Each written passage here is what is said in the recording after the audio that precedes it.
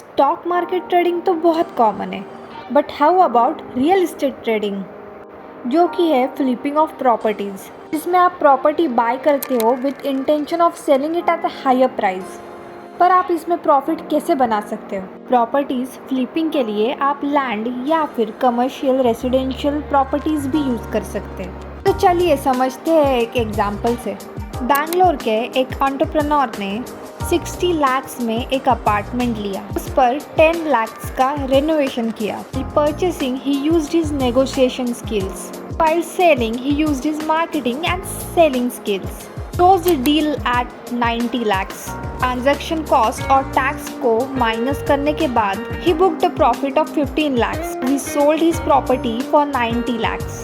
तो 12 months के time frame के बीच earned a net profit of 15 lakhs.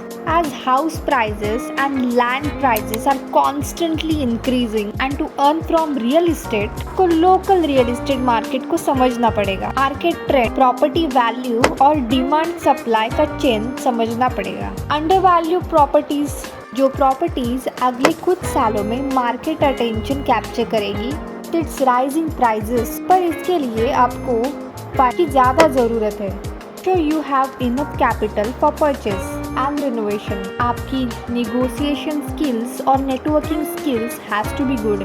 Property खरीदते समय मार्केट वैल्यू से कम में खरीदिए और प्रॉपर्टी बेचने के लिए रियल एस्टेट एजेंट्स का एक स्ट्रॉन्ग नेटवर्क बनाइए। ज़्यादा से ज़्यादा प्रॉफिट बुक करने के लिए बाय ड्यूरिंग बायर्स मार्केट और sell during sellers market strategy का यूज़ कीजिए।